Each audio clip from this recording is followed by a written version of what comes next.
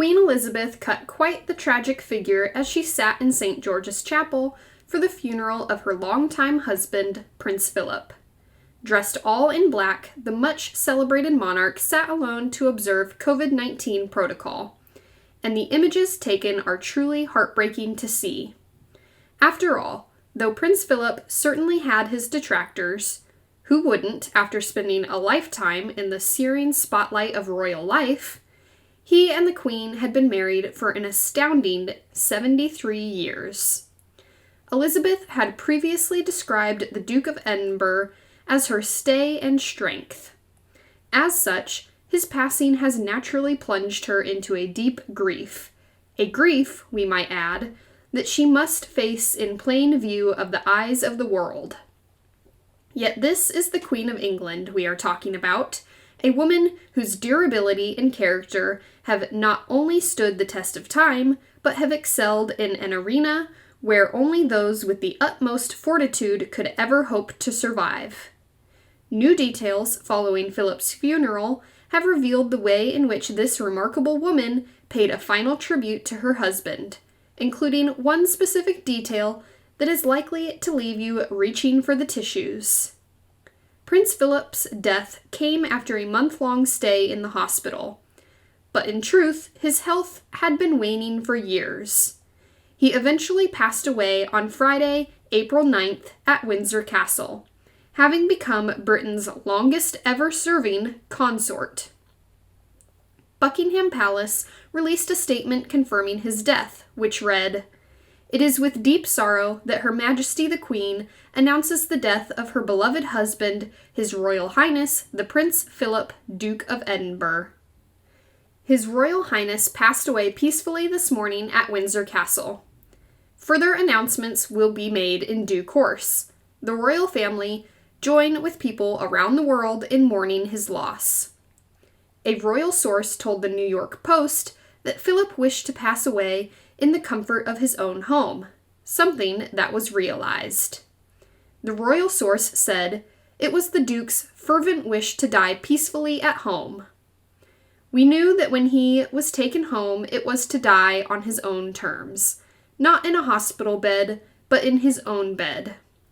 Philip didn't want any fuss. He wanted to do things his way until the end. And do it his own way, he did. That much can also be said about his funeral, which took place just over a week after his passing on Saturday, April 17th. According to the Daily Mail, Philip oftentimes told his beloved wife, Queen Elizabeth, that he wanted his final journey to be stuck in the back of the Land Rover and then driven to Windsor. The Land Rover that carried him on his final journey, a modified Defender 130 gun bus, was designed in part by Philip himself. "Just stick me in the back of a Land Rover and drive me to Windsor," he once told the Queen when discussing his funeral.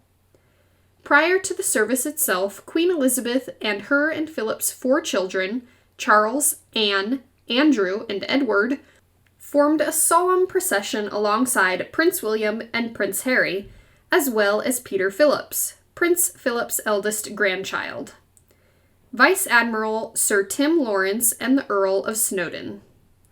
As per reports, the Queen had written her note by hand on a card edged in black, to follow the mourning rituals of the royal family.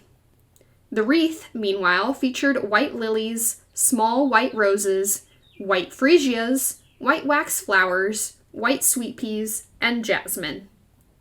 New details have now come to light regarding the aforementioned letter written by the Queen, and though we're light on specifics, it appears that one cute element has made its way to the media.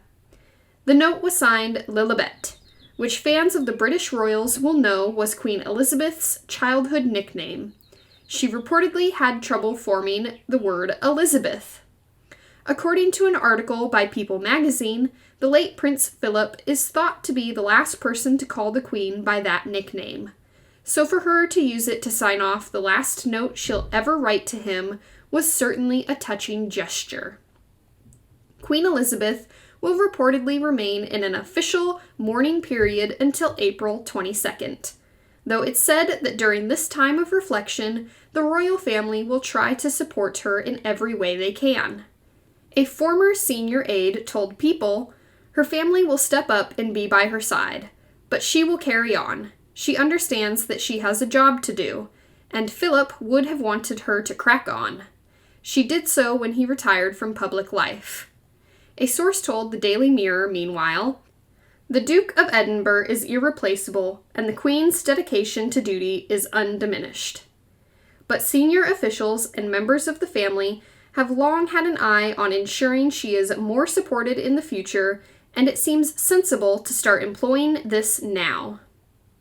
Thank you for watching!